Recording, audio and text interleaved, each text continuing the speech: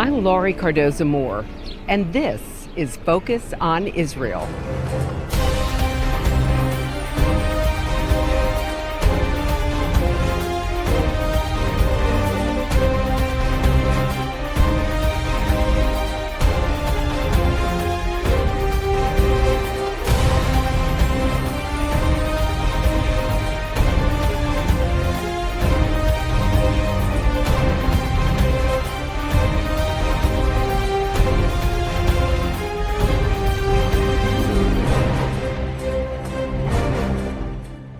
Our hope is that by gathering so many media professionals together for the next few days, they won't just talk shop, but reinforce ties culturally, professionally, and morally between Israel and the Christian community worldwide.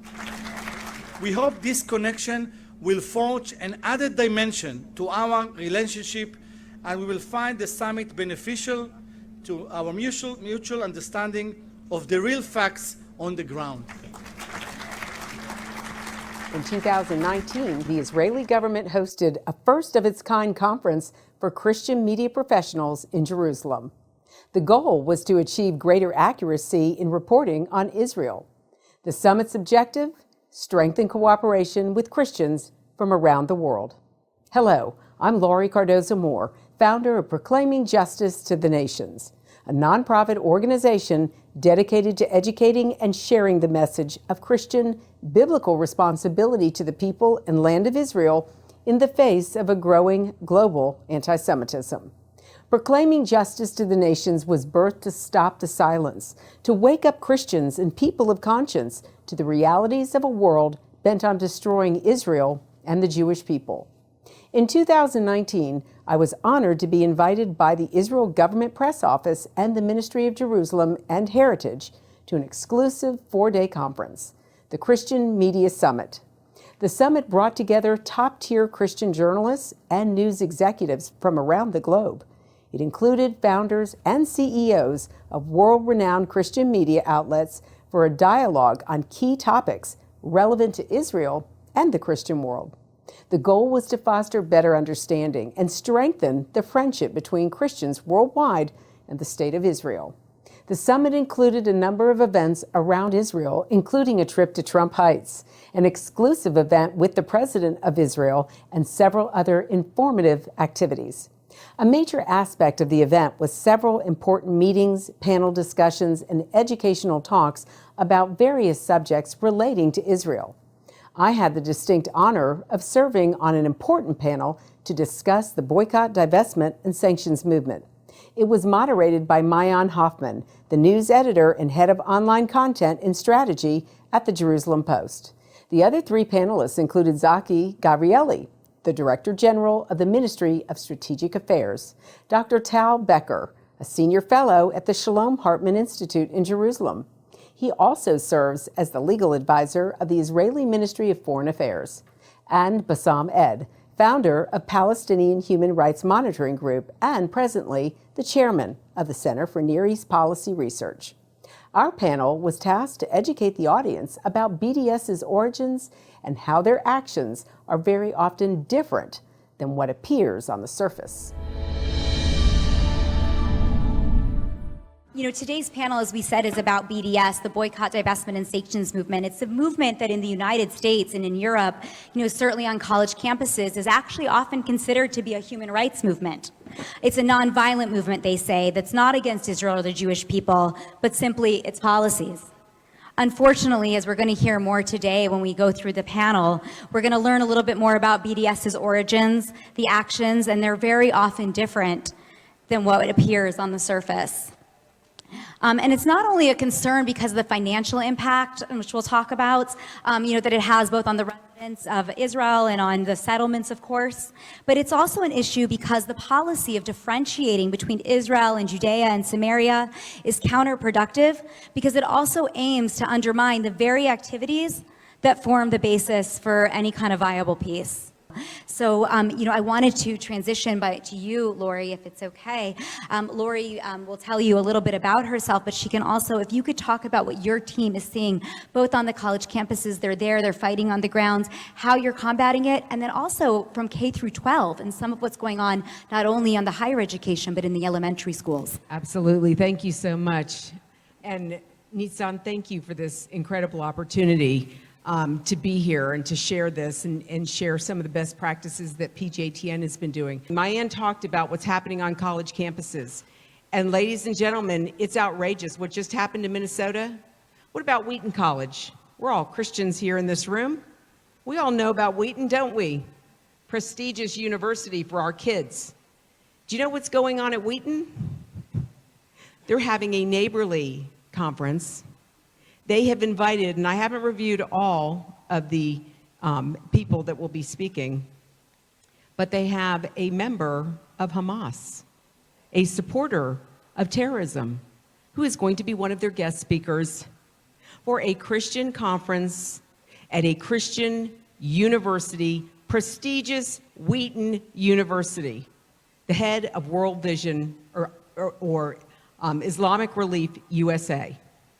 Also a member of World Vision. You all remember what happened with World Vision. They were giving away all of our Christian donated dollars. And it was a Palestinian terrorist Arab in Gaza who was handing out the money. And he got caught. And they slapped his hand. And when I contacted them and said, what is your vetting process? And they said, oh, we have a very strict vetting process. I said, obviously, it's not Google. Had you just Googled his name, you would have found out his association.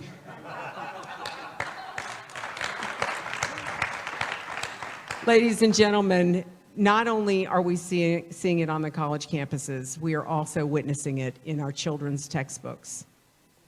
We are indoctrinating our children with anti-Semitic, anti-American, anti-Judeo-Christian, anti-Israel content. And our pastors are oblivious. And when I even go to the pastors to say, you should see what they're teaching the kids in your youth program, they're not interested. It's not on their radar. It's not on their agenda. Most parents don't know.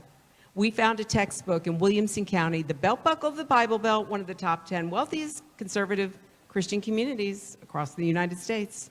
And we found a textbook that had a quote that legitimized Palestinians blowing themselves up in a Jerusalem restaurant because they were waging a war against Israeli government policies and army actions. BDS.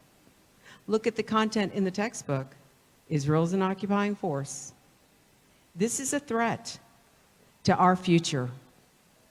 And we have a responsibility as Christians to tell Israel's story, to tell the truth from a biblical perspective.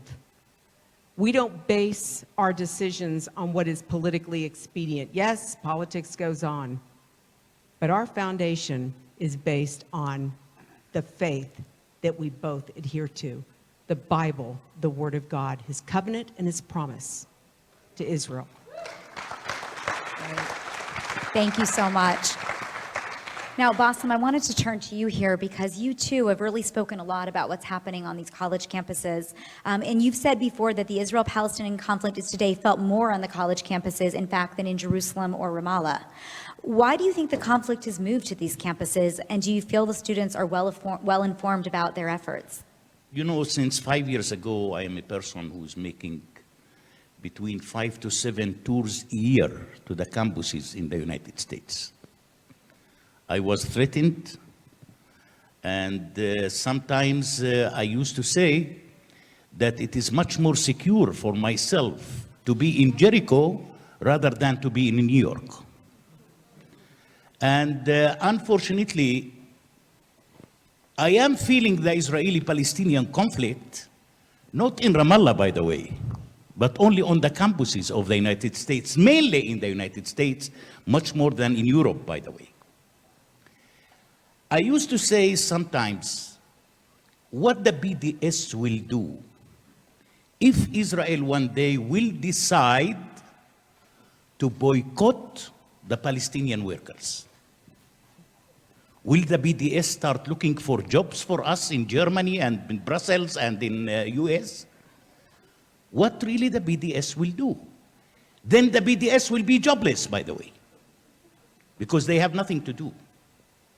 And I used to say that originally those thugs and gangsters which called the BDS are people who used to be jobless and they found jobs. And unfortunately, they found jobs forever, because the Israeli-Palestinian conflict looks like that it is going to keep for a long time. Because in my opinion, and I used to say it to the Palestinians face to face, that we, the Palestinians, almost killed the two-state solution. The Palestinian Authority is not interested to build a state. The Palestinian Authority don't want a state, because without a state, you can continue corrupting your people financially and politically. Friends, 2 years ago, 20 students from different universities in South Africa has been invited to Israel to come and to see if Israel is really an apartheid or not. And these people came for a trip for 7 days. They went to the north, to the center, to the south. They met Palestinians, they met Israeli Arabs, and they met Jewish people. When these people decided to come on a trip to Israel, they have been contacted by the BDS movement in South Africa. And the BDS movement tried to put pressure on them to cancel their trip to Israel. Because if they will come to Israel, they will discover the truth. And this is what the BDS trying to hide all the time. At the end, what's happened? At the end, the BDS offered each of those students $4,000 to cancel their trip to Israel. In $4,000, you can live for 3 years in South Africa. From where the BDS obtaining is such a huge amount of money? From where? This is a factory of money. A factory of money. These people traveling from LA to Boston to come and to demonstrate against me in the campuses. Who's flying them? Who's giving them the money? And in the meantime, they are the slogan of the BDS that freedom of speech is a holy right. But not for Bassem Eid, only for the BDS. I am not allowed to speak as a Palestinian. They want to speak on behalf of me. So make sure that these people are just using us. They have never ever helped us. As any other countries and any other leaders around the world who are just using the Palestinians without helping them. We are suffering from the world. We are not suffering from Israel, by the way. We are suffering from the leaders of the world, from the so-called international organizations that they are claiming that they are helping the Palestinians. I think that these people, if they are leaders or countries or organizations, should have to give up and to leave us. Because we know exactly what is our problem, and we know exactly how to solve it without the intervention of anyone around the world. Thank you very much. Thank you. So, in my interviews on the subject, and I write a lot about BDS for the Post, especially when I'm talking to college professors and heads of the universities here, they always talk about this concept of silent BDS. An article reaches an editor's table, they sends an email and it's just not opened, throws it in the garbage. A paper's not accepted for a weird reason, but there's not really some kind of grand BDS statement made. How much are you hearing about this? Is it an acute problem? And while Bassem talked about that the Palestinians are not being helped, are the Israelis being actually hurt? Well, I mean, on one level, I would, and thank you, Nitzan, and thank you, it's a pleasure to be here. I would say, on one level, Israel is a strong country, and BDS is not having anywhere near the successes that it claims to have. On another level, this is a battle of ideas, right? And I think there is an attempt, it's very popular at the moment, to try to reduce everything into a victim-villain story, right? There is a victim, there is a villain, the victim deserves sympathy and the support, the villain needs to be held accountable. But I wanted to say that there's a bigger idea here that I think needs to be understood. The popularity of a kind of victimhood discourse, I think in some ways is focused on Israel in part because in a way Israel stands for the idea of refusing to be a victim. In other words, the Jewish people have basically, by seeking to restore and have self-determination, stand for the idea that victimhood is not a virtue, it is a condition. And our goal is to overcome it, not glorify it. So victims deserve our sympathy, but victimhood doesn't deserve glorification. But you can't say simply by trying to reduce the conflict in those ways. And I think the kind of silent BDS that you spoke about is part of that battle of ideas, because if there's a success in branding this conflict in this kind of cartoon strip narrative, that there's a victim and there's a villain, rights flow in only one direction, justice flows in only one direction, then everything becomes legitimized.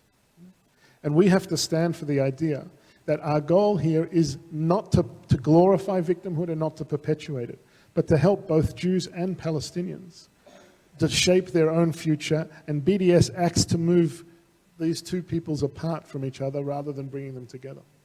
Great, thank you. I want to take you to Israel in pictures and film. I want you to see how God's sovereign hand can be seen before our eyes right here in this land. That's why PJTN is offering a special anniversary package that includes a captivating new book and award-winning DVD. Israel Rising is a unique visual story of Israel's miraculous journey from unforgiving desert to thriving nation. Thousands of years ago, the prophet Ezekiel foretold a future time in which the arid land of Israel would come alive for its people. Now this breathtaking book documents the fulfillment of this vision, as rarely seen photographs from the 1880s to the 1940s are juxtaposed with recent photos of the same locations. This book will inspire and captivate you as it illuminates Israel's foretold awakening in a new and unforgettable way. In addition, you'll receive the award-winning documentary, Israel Indivisible: The Case for the Ancient Homeland. This inspiring film examines the many political twists and turns that make Israel the world's most controversial nation. From Abraham and the Promise to the issues facing the Jewish state today, the film examines the historical, archaeological, legal, and biblical foundations for the modern state of Israel. This is a limited time offer for these two remarkable resources for just a one-time gift of $70 today. Your generous donation will help ensure that PJTN stays on the front lines and in the headlines of all the important issues facing Israel and our Jewish brethren. So please go to pjtn.org today.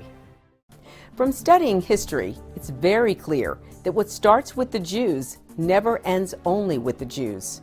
We must strongly stand against any anti-Semitic trends, for if not stopped, they'll cause harm to all of us, and we'll witness the downfall of our Judeo-Christian Western culture. Today, many people say there's no longer a need for a Jewish state, that Jews around the world no longer need a place of refuge. But anyone who has heard recent statistics about the worldwide rise in anti-Semitism would never make such a claim. The reality is that neo-Nazi groups and Nazi sympathizers are increasing around the world. Surveys show that over 1 billion people in the world harbor anti-Semitic attitudes. Close to 50% believe that Jews have too much power in the business world, and 2/3 of the world's population has never heard of the Holocaust or believe the historic accounts of it are inaccurate. Don't let yourself be manipulated by evil people with a wicked agenda.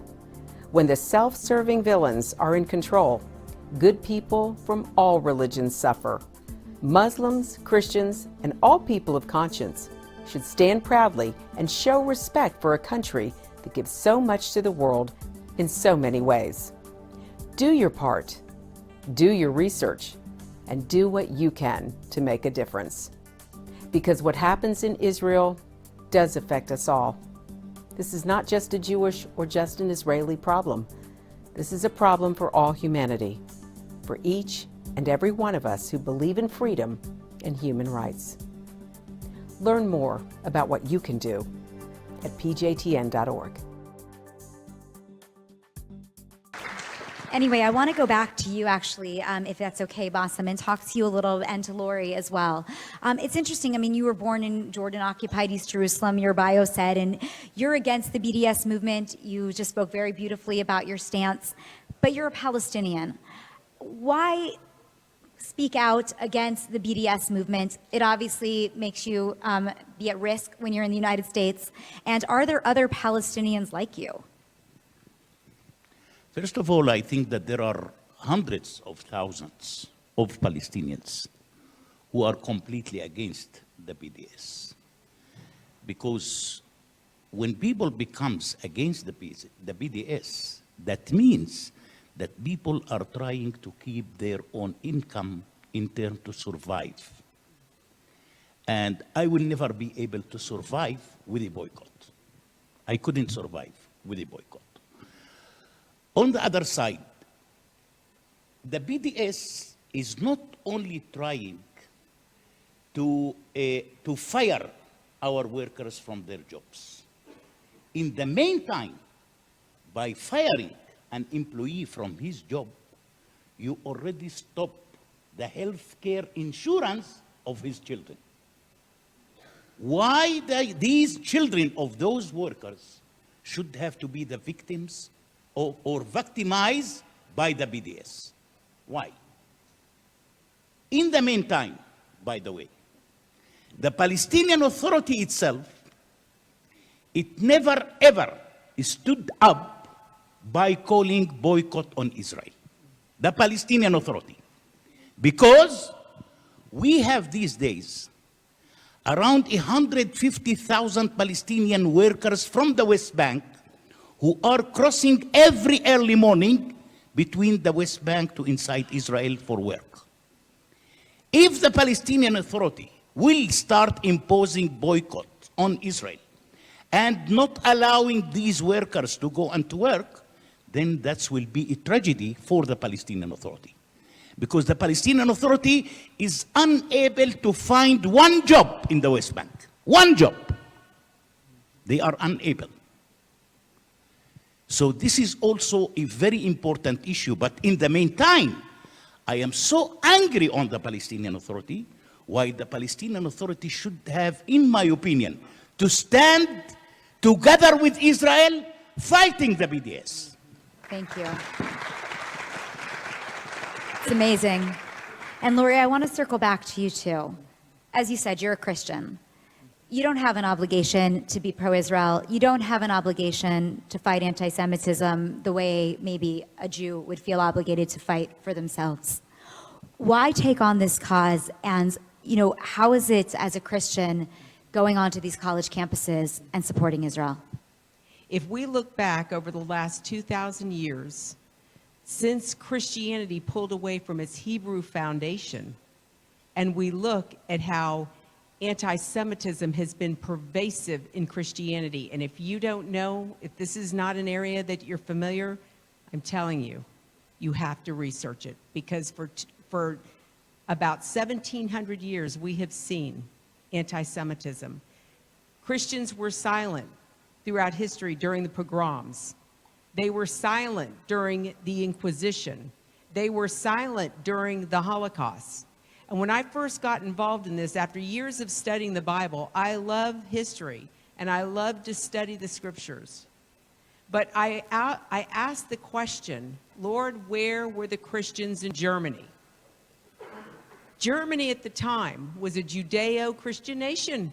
There were Jews and Christians who lived there. There were Protestants, there were Catholics. Where was the church? Why did the church stand by and allow not just 6 million Jews to be slaughtered, but another 5.5 million others?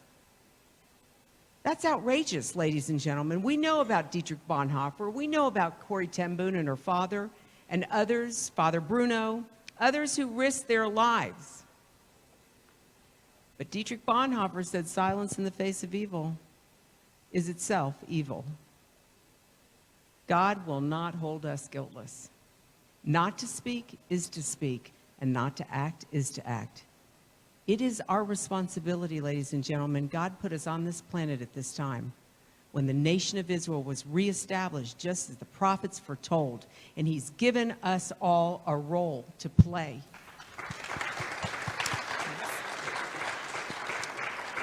Thanks, Lori.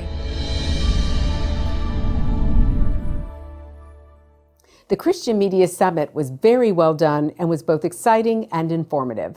I'd like to send out a special thanks to Nitzan Chen for putting it together and inviting me and PJTN to be a part of it. Well, that's our program for today, and I want you to know we appreciate your support. The time to take a stand is now.